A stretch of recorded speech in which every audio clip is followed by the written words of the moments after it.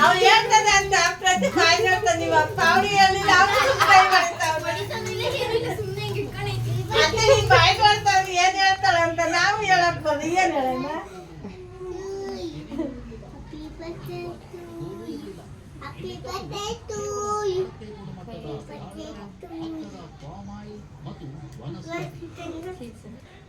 ನೀನ್ ಅವ್ರಿಗೆ ತಿನ್ಸ್ಬೇಕು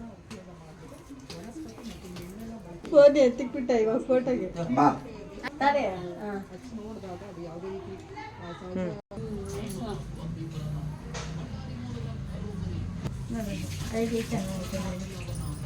ಅಮ್ಮ ಇಲ್ಲಿ ನೋಡಮ್ಮ.